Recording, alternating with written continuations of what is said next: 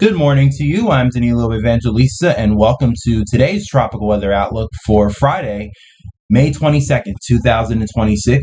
And in today's video, we're going to talk about why early June will be the time to watch for tropical development in the Atlantic. Let's start off, though, with taking a look at how things are looking like right now in the tropics. And luckily, nothing is expected development-wise in the next 7 days. It's not hurricane season in the Atlantic, so it makes sense as to why we're not really seeing much happen right now. But even in the Eastern Pacific, where hurricane season has started there, it started roughly this time last week, May 15th, Friday. Now we're a week later, 1 week into hurricane season, and still nothing is happening in the Pacific, but it doesn't always start up right away. But as if you've been following me for the past week or so, I've said that I do believe, especially as we get into the late May, early June timeframe, the Eastern Pacific especially will probably rise up and get pretty active, as well as the potential for development in the Atlantic will begin to open up as well. But obviously, especially if we look at the satellite shot of the Atlantic right now, nothing much is happening just yet. There's a few showers and thunderstorms present throughout the basin. There's definitely a huge blob of convection here in the Gulf of Mexico, or Gulf of America, I should say, and along the Gulf Coast, bringing lots of rain to Texas right now, and in general, many parts of the U.S., especially the eastern part of the U.S., are going to see lots of rain this weekend, and I'll talk about that in a little bit. It's going to be a deluge for many, many people, unfortunately, especially given that this weekend is Memorial Day weekend, so we're going to have to contend with that, unfortunately, but at least nothing in terms of tropical development right now to speak of. But especially in terms of rainfall, regardless of development over the next several weeks, the Southeast, especially Florida, is going to be getting in on a lot of it. And we're also going to talk about that as well in just a little bit. But here's the tropical analysis from the National Hurricane Center, taking a look at, what exactly is going on in the tropics right now in terms of our tropical waves and our low pressures. And there are a few tropical waves present right now. There's one in the central MDR, clearly not doing much, although it is still there. And there's also one in the Caribbean, but again, none of these are expected to develop as of yet. But let's take a look at the GFS now, and take it out into time here over the next week. And at least within the next week, again, nothing much really happens. Maybe some sort of spin up tries to get going here off the southeast coast. And as I've said before, especially off the southeast coast in the southwestern Atlantic, that is one area where we typically watch, especially in the early season, for tropical development. So maybe this might be a signal of something here. But in terms of anything major, nothing yet appearing within the next week. But I do want to focus your attention as well to Central America, because I think this will be the birthplace of probably one of the first few signs of tropical development, especially as we get into June and the end of this month, and not only for the Atlantic, but also for the Eastern Pacific as well. And what we're seeing here is the buildup of vorticity over Central America associated with the Central American gyre, something that happens pretty often in the early season, especially as we get a favorable MJO passage. We start seeing lowering pressures and a general area of broad cyclonic vorticity that develops over Central America, usually because of the clash of trades in the Caribbean versus, weaker winds in the Pacific. And those come together and create a general broad area of vorticity over the Western Caribbean and over Central America. And very oftentimes that leads to development in the Atlantic, but it also helps with development in the Pacific, and especially in a year like this year where we have an El Nino in place, I'd imagine that it'll probably especially help get something going in the Pacific. But wouldn't be surprised. And of course, the point of this video, I think it'll definitely give us an ample opportunity to watch something occur, especially for the late May and first week or two of June timeframe in the Atlantic. And as we go out into time here, taking a quick sneak peek beyond the 7-day time frame, you can see that the GFS does try to do something here. we do see that pocket of vorticity try to lift northward and consolidate a little bit. Now, obviously, the GFS sometimes, especially with these Central American gyre setups, likes to go overboard. And if you know what I'm talking about when I say overboard, you will, recall yesterday's model runs of the GFS, which showed a Category 2 hurricane in the northwestern Caribbean. And that is not going to happen because that is just the GFS being crazy and some sort of model bias where it tries to latch onto an area of vorticity too aggressively and spin it up too easily, leads to some pretty crazy results sometimes. But I think it is a sign of the atmosphere, especially in our neck of the woods here, becoming more favorable.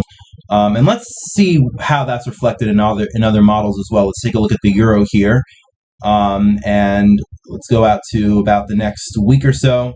Not much happens, but again, especially around hour 168, hour 174, so roughly about 7 days out, and we're starting to get to the end of May here, you do see that there is some area of vorticity that tries to consolidate over the Yucatan Peninsula, and then go a little bit further out than that. Definitely something that tries to lift into the Gulf, but probably is not able to fully consolidate. Maybe that has to do with stronger shear or something like that.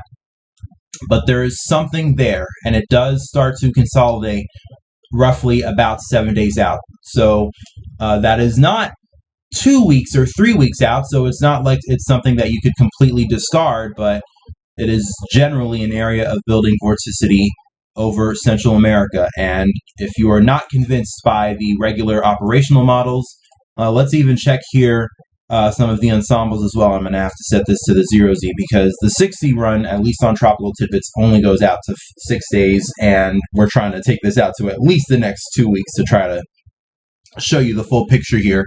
But you can see, especially as we go beyond the 7-day time frame, there are a few ensembles here that show up, especially on the European ensemble map.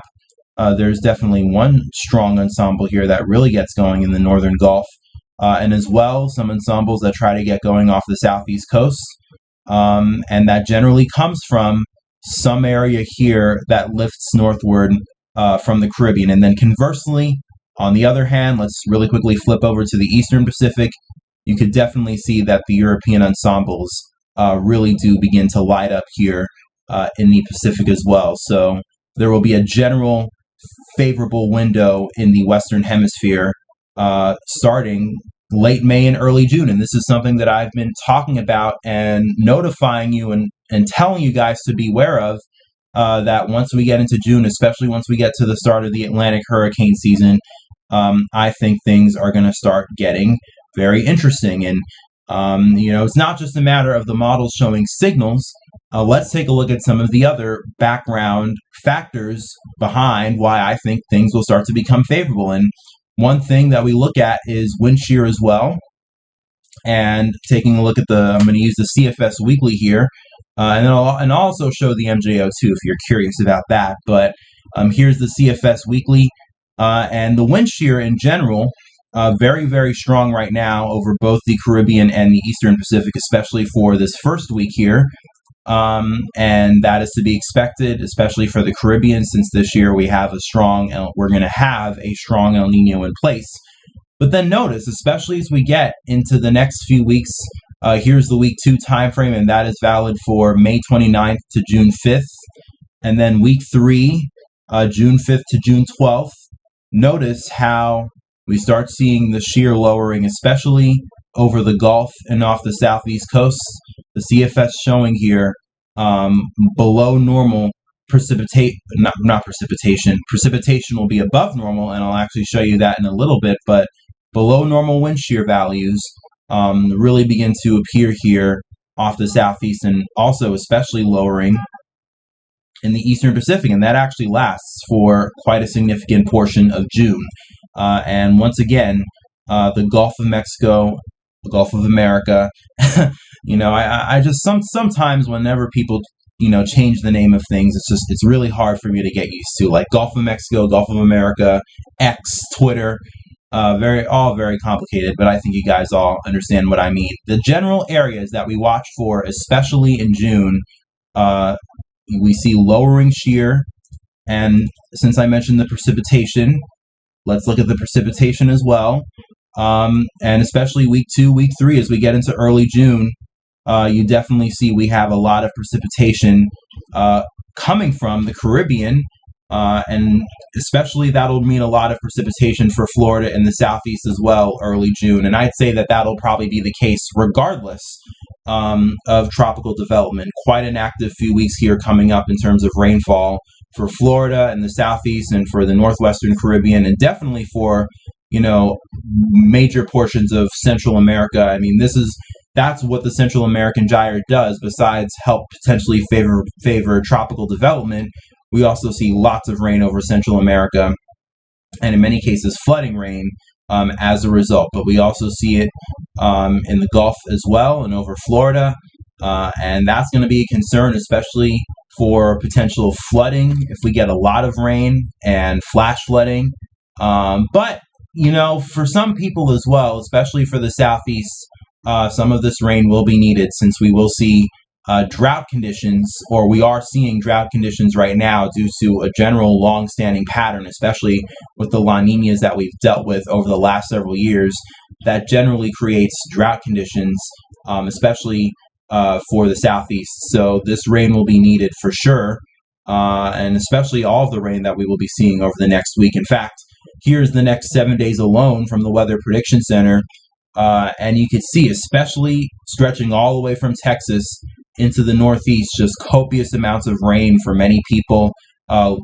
Portions of Louisiana, potentially as much as 5 to 7 inches of rain. So many places already seeing potentially up to half a foot of rain. And this is just over the next 7 days alone. And as I'm showing you here with the CFS, this pattern of general moisture, lifting north from the Caribbean because of the Central American Gyre pattern, and just the general fact that the atmosphere is going to become more favorable for tropical development and more favorable for thunderstorm activity as we head into early June.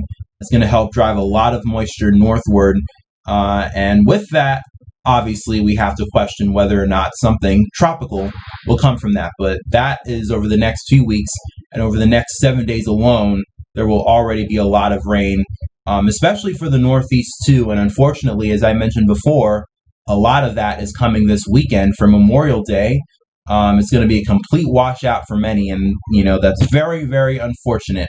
But it kind of makes sense when you kind of put all the pieces together and notice the pattern that we're going to be having here over the next several weeks. And of course, what is the biggest origin of why we're going to see this is going to be the Central American Gyre, and this is explaining it for those who do not know what I mean when I talk about the Central American Gyre. And I believe this graphic is probably from the Weather Channel or so.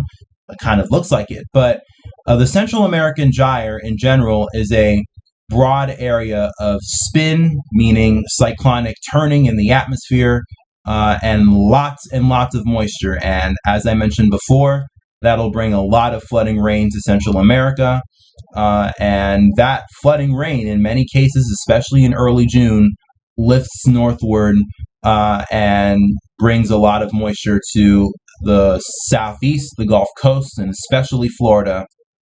And that is exactly what we're going to see here happen quite a bit over the next 2 or 3 weeks, especially as we head into early June.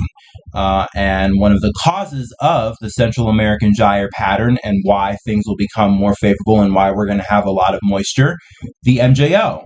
And the MJO, especially if you look here over the next several weeks, this is the European forecast for the MJO, goes out to about 20 or so days here. The MJO moves through the Pacific, as it's going to right now, and this is actually going to help trigger some typhoon development, especially in the Western Pacific, and I'll go over that later on, especially as we start seeing something happen. And according to some of the model plots and some of the ensembles, this is not just going to be some out-to-sea typhoon that might happen. Places like Japan and the Philippines might actually have to watch out, so that'll be something interesting to track. over the next several weeks. But after that, the MJO moves into phase 7, and then it moves into phase 8, and that is the Western Hemisphere, especially the Eastern Pacific, and Central America and the Caribbean. And again, as we get into early June, as we are going to start to get into when we see things become more favorable, I mean, by the time we get to the day 10 to 20 time frame, which is roughly when we start moving from phase 7 to phase 8 of the MJO here, at least according to the Euro, we start getting into early June. And once again, where are all the areas that we watch for tropical development this time of year in the Atlantic? Climatologically speaking, it is in the Gulf, over Florida, and then off the southeast coast. So I'm really thinking that early June will be the time to watch for our potential first tropical developments of the season in the Atlantic, and probably in the Eastern Pacific as well. And I should say especially in the Eastern Pacific, well, given just how active of a season this year is probably going to be. In fact, as I said before, and I think I said in my live stream yesterday, if you were there for that, if not, you could go check out the live stream after you finish off watching this video here. I would not be surprised if we actually have some pretty decent tropical activity and probably even a few strong hurricanes to start off the early season in the Eastern Pacific. In the Atlantic, whatever happens will more than likely be our typical early season slop that is very lopsided and very sheared, but as I also showed you as well, will probably bring a lot of rain, especially to Florida and the southeast over the next several weeks. But regardless, be prepared. Even if we don't see development, we are approaching hurricane season, so now should be the time that you should start putting your hurricane plan together and getting ready for the season, especially regardless of the fact that this year will be an El Nino, because as I mentioned before, and I will talk more about in the coming weeks, just because we have an El Nino this year does not mean that we will not have any tropical development. And of course, we will probably be watching for tropical development here in the Atlantic within the next few weeks. So be prepared. But with that being said, I'm going to end it off for today's video. Hope you enjoyed it. If you did, please leave a like, comment your thoughts below, and subscribe to the channel for daily tropical updates. Thanks for watching. Enjoy the rest of your day, and I'll talk to you guys again tomorrow.